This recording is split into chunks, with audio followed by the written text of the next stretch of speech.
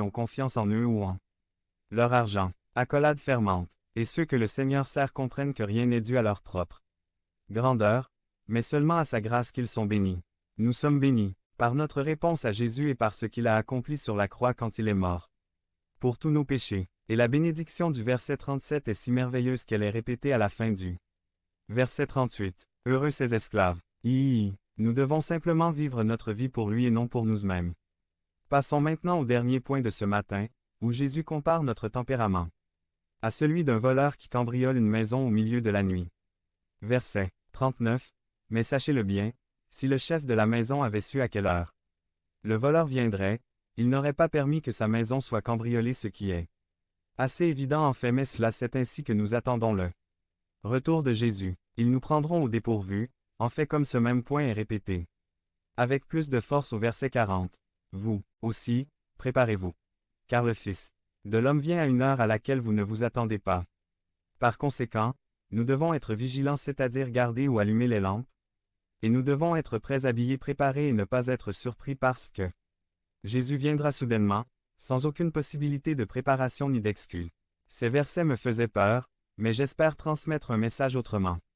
Autrement dit, c'est aussi quelque chose à espérer, plutôt que quelque chose à fuir. La Bible nous dit clairement au verset 40 que le Fils de l'homme viendra à une heure inattendue, donc nous ne devrions pas nous inquiéter des choses matérielles, nous ne devrions tout simplement pas nous inquiéter, mais vivre et faire confiance au Seigneur comme du mieux que nous pouvons, et faites de son royaume notre priorité de toutes les manières possibles en démontrant votre foi, lorsque des opportunités se présentent. Point. De cette façon, nous serons prêts pour son retour, pas désespérément, pas frénétiquement, mais responsables. Un homme a déclaré un jour, « J'espère ne pas mourir subitement. Je veux juste une minute environ pour rétablir certaines relations. » Un ami m'a dit, « Eh bien, pourquoi ne les réparez-vous pas maintenant si, comme vous le dites, ils valent la peine d'être redressés? Si cela vaut la peine, faites-le maintenant. Si quelque chose doit être fait, faites-le maintenant et éliminez-le à tout le moins, cela vous procurera une tranquillité d'esprit. » Un autre homme qui en était très conscient travaillait dans son jardin lorsqu'on lui a demandé. 832 Que feriez-vous si vous saviez qu'il ne vous reste qu'un jour à vivre? Il a répondu, point. Je finirais ce jardin. Il finirait ce qu'il faisait. Nous devons quotidiennement faire les bonnes choses, avec diligence et sans panique. Car Jésus nous a promis qu'il reviendrait, mais il nous a aussi dit qu'en attendant sa venue, nous devons dire dans nos cœurs, je suis prêt.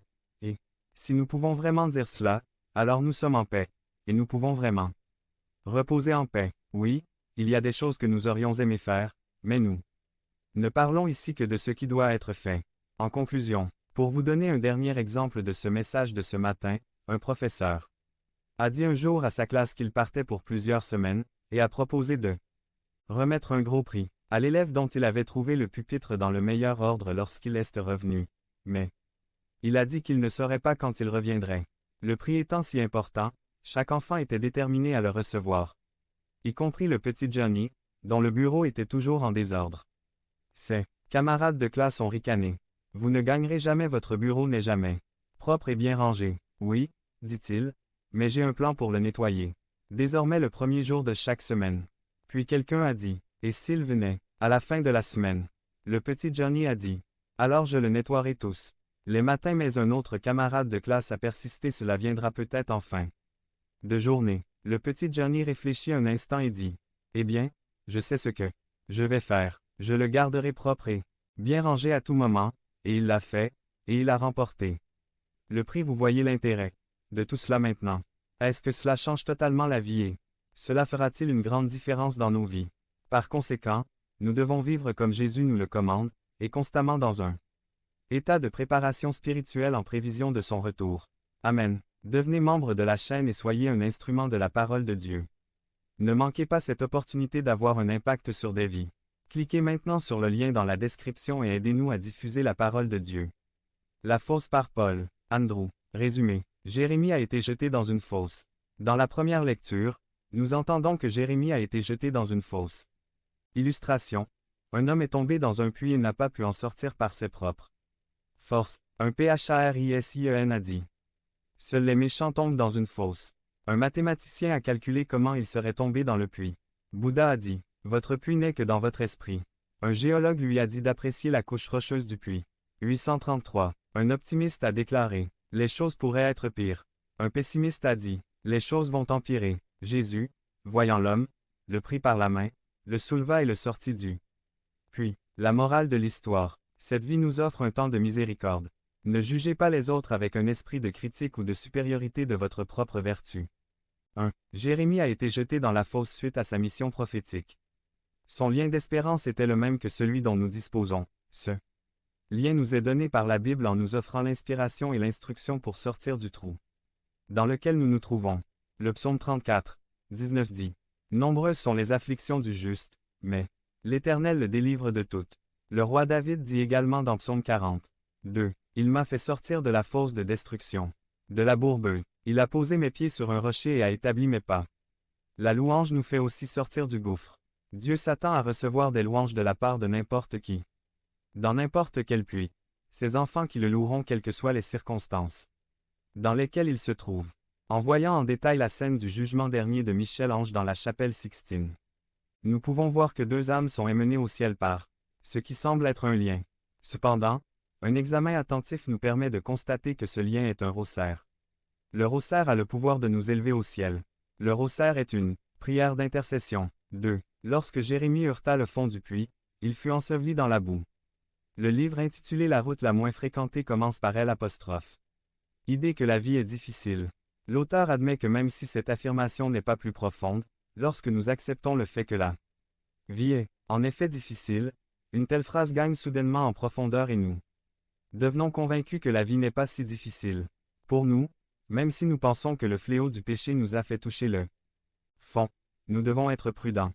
Il y a de la boue au fond et des pièges aux portes. Mais la grâce de Dieu fait dire à notre conscience, « Non, je n'ai pas à vivre comme ça. » Et c'est la seule façon de sortir du trou créé par nous-mêmes. Malgré tout, le démon se ferait un plaisir d'entraîner ses victimes plus profondément. Point. Après tout, les saintes écritures décrivent l'enfer comme un gouffre, sans fond de damnation éternelle dans lequel Satan a été jeté. Pour toujours, il a une attaque à chaque fois qu'il plonge dans cet abîme. 2. Jésus fut également jeté dans une fosse sous le palais de Caïphe, où il fut retenu prisonnier la nuit précédant sa crucifixion. Jésus s'enfonce au plus profond de notre déviation pour que nous puissions revenir à la vie. Jésus parle du baptême de la mort, et nous passons notre vie à expérimenter de petits baptêmes, sortant de nos puits. On croyait Jérémie mort, mais il est sorti vivant du puits tout comme Jésus est mort et est ressuscité des morts. Nous pouvons mourir et ressusciter, mais pas par nous-mêmes. Le psaume responsorial d'aujourd'hui, tiré du psaume 40, dit dans sa deuxième strophe, « De la flaque de boue et de la fosse mortelle, il m'a mis en sécurité. Il a posé mes pieds fermement sur le rocher et a assuré mes pas. » Dieu recherche des personnes compatissantes. Notre première lecture nous apprend qu'un fonctionnaire du palais a sorti Jérémie du puits. Certains ne se souciaient pas qu'il y ait d'autres personnes au fond du puits. Ils diront, qui s'en soucie? Oh, j'ai ma propre vie et mes propres problèmes à affronter. Nous concluons cette illustration. Il y a un homme qui marche dans la rue quand il trébuche et tombe dans un fossé.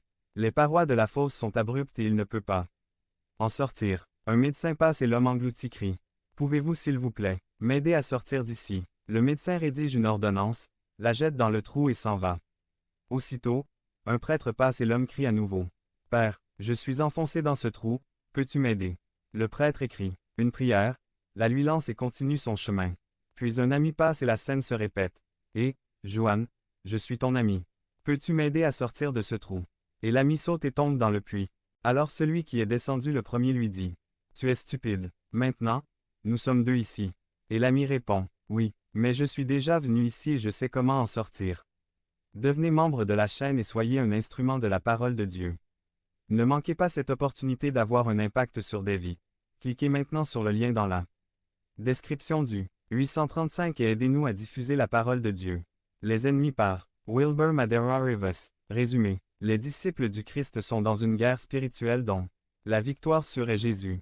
À l'exception des 3 années où je suis allé au séminaire, j'ai vécu à Mérida toute ma vie, et depuis que j'ai grandi et vécu ici, je peux dire que lorsque je me promène dans cette ville, je ne me sens pas menacé, en danger ou traqué. Peut-être que vous vivez la même chose, et nous marchons insouciants, confiants, la garde baissée et en paix, et parce que nous avons vécu ici, Nous avons grandi en entendant des histoires